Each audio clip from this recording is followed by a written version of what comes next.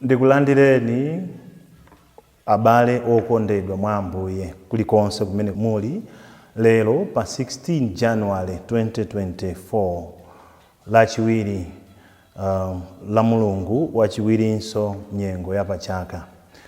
Tiyeni tikhale limodzi mpulogalamu imeneyi. M'dzina la Atate ndi la Mwana ndi la Mzimu Woyera. Amen. Mulungu Atate, Mulungu Mwana, Mulungu Mzimu Woyera, tikukuthokozani chifukwa cha moyo umene mwatipasanso tsiku la lero mwaulere. Tikukuthokozani chifukwa cha zaulere zosiyanasiyana zimene mwatipasa nanufe potilola kuti tione kuwala kwa tsiku la lero. Tikukupemphani Ambuye kuti mwakukoma mtima kwanu mutithandize ndi Mzimu wanu Woyera kukhala anthu amene timayang'ana mitima yabwino, makhalidwe abwino mwa anthu amene tikufuna kuti tiwasankhe kukhala atsogoleri athu. Mutiphunzitse kuchosa mtima okopeka ndi maonekedwe ya anthu, pozindikira kuti inu Mulungu mumayang'ana mtima komanso makhalidwe abwino a munthu osati maonekedwe yake pofuna kusankha mtsogoleri. Tikupempha zimenezi kudzera mwa Mwana wanu Yesu Khristu ambuye ndi Mulungu wathu, amene ali ndi moyo ndi ufumu limodzi nanu ndi Mzimu Woyera tsopano ndi pa nthawi zosatha. Amen. M'dzina la Atate ndi la Mwana ndi la Mzimu Woyera. Amen. Mawu oyamba akuchokera m'buku loyamba la Samuel mutu 16 ndime ya 1 kulekeza 13. Amene akutiwerengera mawu oyamba ndi Ane Khoswe kuchokera ku St. Agnes Parish mu Archdiocese ya Pretoria mdziko la South Africa. Mawu a mthenga wabwino akuchokera mu mthenga wabwino wa Mariko Woyera mutu 2 ndime ya 23 kulekeza 28. Amene akutiwerengera mawu a mthenga wabwino komanso kutigawira mawu ndi Reverend Father James Balala achipani cha Spiritans kuchokera ku Streams in the Desert Spirituality and Retreat Center mu Diocese ya Dedza. Mawu oyamba. Davide adzozedwa kuti akhale mfumu. Mawu a m'buku la 1 Samuel chapter 16 verse 1 kulekeza 13. Chauta adauza Samueli kuti, kodi udzakhala ukumulirabe Saulo mpaka liti? Poti ndamkana kuti asakhalenso mfumu yolamulira Aisraeli? Dzadza mafuta msupa yakoyi, upite kwa Yese wa ku Betelehemu. Poti ndazipezera mfumu pakati pa ana ake amuna. Samueli adafunsa Chauta kuti, kodi ndingathe bwanji kupitako? Saulo akamva zimenezi adzandipha. Chauta adati, utenge ng'ombe yayikazi popita, ndipo ukanene kuti, ndadzapereka nsembe kwa Chauta. Uitane Yese ku nsembeko. Tsono ine ndikakulangiza zoti ukachite. Ukandizozere amene ndikakutchulire. Samueli adachitadi zimene Chauta adalamula. Nakafika ku Betelehemu. Atsogoleri a mu mzindamo adadzamchingamira ali nje, ndipo adamfunsa kuti, kodi n'kwabwino? Samueli adayankha kuti, inde n'kwabwino. Ndadzapereka nsembe kwa Chauta. Mudzipatule, ndipo mupite nane kukapereka nsembe. Pamenepo Samueli adapatula Yese ndi ana ake amuna, ndipo adawayitana kuti akapereke nawo nsembe. Onsewo atafika, Samueli adayang'ana Eliabu namaganiza kuti ndithudi amene chauta adansankha ndi uyu ali pamaso pakeyu. Koma chauta adauza Samueli kuti usayang'ane maonekedwe ake, ngakhale kutalika kwa msinkhu wake, poti ndankana ameneyo. Chauta sapenya monga mmene apenyera munthu. Anthu amapenya zakunja, koma chauta amapenya za mumtima. Tsono Yese adayitana Abinadabu namutumiza kwa Samueli. Koma Samueli adati, ameneyunso chauta sadansankhe. Pamenepo Yese adayitana Sama kuti apite kwa Samueli. Koma Samueli adati, ameneyunso chauta sadansankhe. Choncho Yese adatumiza ana ake amuna 7 kuti apite kwa Samueli. Koma Samueliyo adati, chauta sadawasankhe amenewa. Tsono adafunsa Yese kuti, kodi ana ako amuna ndi okhawa? Yeseyo adati, alipo wina wang'ono mzime amene watsala, koma iyeyo akuweta nkhosa. Apo Samueli adauza Yese kuti, mtumireni munthu akantenge, pakuti sitipereka nsembe mpaka iyeyo atabwera pano. Choncho adatuma munthu kukantenga, ndipo adabwera naye. Anali ofiirira ndi wamaonekedwe okongola ochititsa kaso. Pamenepo chauta adati, ndi ameneyu, mudzoze. Samueli adatenga nsupa ya mafuta namudzoza pamaso pa abale ake. Ndipo mzimu wa chauta udamulowa Davide mwamphamvu, kuyambira tsiku limenelo mpaka mtsogolo mwake. Pambuyo pake Samueli adanyamuka napita ku Rama. Mawu a Ambuye. Tithokoze Mulungu. Ambuye akhale nanu, akhalenso ndi mzimu wanu. Uthenga woyera monga adalembera Mariko oyera. Ulemu kwa inu Ambuye. Mariko mutu wa 2 kuyambira ndime ya 23 mpaka 28. Pasiku lina la Sabata, Yesu ankadusa m'minda ya tirigu. Akuyenda choncho, ophunzira ake adayamba kuthyolako ngala za tirigu nkumadya. Apo Afarisi adamufunsa Yesu kuti, bwanji ophunzira anuwa akuchita zimene siziloledwa pa tsiku la Sabata? Iye adati, bwanji mukuchita ngati simudawerenge konse zimene adachita Davide pamene iye ndi anzake adazingwa nayo njala. Suja adalowa m'nyumba ya Mulungu pa nthawi imene Abiatara anali mkulu wa ansembe onse, nkukadya buledi woperekedwa kwa Mulungu. Chonsecho buledi ameneyo nkosaloledwa kuti wina aliyense nkumudya kupatula ansembe okha.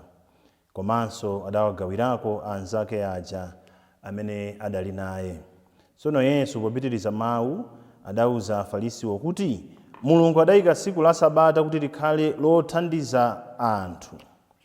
Sadalenge anthu kuti akhale akapolo a tsiku la Sabata ayi. Choncho Mwana wa Munthu ali ndi ulamuliro wonse pa zokhuza tsiku la Sabata. Uthenga wa Ambuye. Ulemu kwa inu Ambuye Yesu Khristu. Onsewo atafika, Samueli adayang'ana Eliabu namaganiza kuti ndithudi amene chauta adamusankha ndi uyu ali pamaso pakeyo. Koma chauta adauza Samueli kuti usayang'ane maonekedwe ake ngakhale kutalika kwa msinkhu wake, poti ndamkana ameneyo.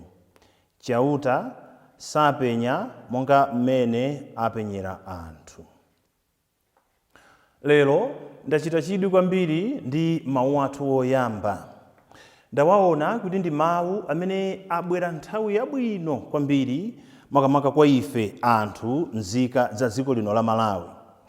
Chifukwa chaka chino cha 2024 ndi chaka chimene tione atsogoleri atsopano akusankhidwa mu mpingo wathu wa Eklesia Katolika. Ndi chakanso chimene tiaone anthu andale amene anabisala atasankhidwa mchaka cha 2019 chija makamaka aphungu a nyumba ya malamulo kaya ndi makhansala ndi ena otero. Tiaone akuvumbuluka, akuzibweresa poyera, kuwakonzekeresa anthu kuti azawasankhenso muzisankho za chaka cha mawa. Pa chaka cha mawa 2025 tizasankha president, tizasankha aphungu, tizasankhanso makhansala. Ndaona kuti mawu oyamba alero akutikonzekeresa bwino pamene tikusinkhasinkha zosankhanso atsogoleri mu mpingo komanso atsogoleri mziko. Mawuwa akutifotokozera, akunena kuti Mulungu samapenya mene munthu amapenyera.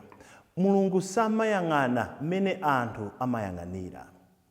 Mu mpingo wathu wa Eklesia Katolika mwachitsanzo, masankho akamayandikira osankha atsogoleri maudindo osiyanasiyana umatipasa ndongosolo komanso ndondomeko zoti tizitsate. Zimene mpingo umafotokoza zoti tizitsate sizimasiyana kwenikweni ndi zimene timazipeza tikawerenga 1 Timoteyo 3 ndi meya 1 mpaka 7, pamene pali ma qualities amene munthu amenera kukhala nawo amene tikufuna kuti asankhidwe pa mpando. Mpingo sunatiuzepo ndipo suzatiuza kuti pofuna kusankha munthu musankhe munthu wooneka bwino kwambiri kuti akayima patsogolo anthu azinena kuti aha, acheya anthu ndi amenewa, atreasure anthu ndi amenewa. Mpingo sungatiuze zimenezo ndipo suzanena. Mpingo sungatiuze zoti pofuna kusankha munthu muyang'ane kaye kuti ali ndi zinthu zochuluka motani. Ayi, mpingo sunena zimenezo. Mpingo umatenga zija zimene ndanena kuti zimapezeka mkalata ya Paulo oyera kwa Timoteyo. Chifukwa Paulo anafotokoza kuti munthu amene akufuna kutumikira Mulungu wasankha chinthu chabwino. Ndipo chifukwa choti wasankha chinthu chabwino, munthuyo akuyenera kukhala wamakhalidwe abwino osakayikisa. Akhale munthu oti alibe moyo khalidwe longokonda kulezera mwachisawawa. Akhale munthu amene amakwanisa kusamalira banja lake, amene amakwanisa kuyang'anira bwino anake. Chifukwa akakhala munthu oti kunyumba kwawo kuli chipwirikiti cha kwawo, achibweresa chizakhalanso chipwirikiti cha mutchalichi.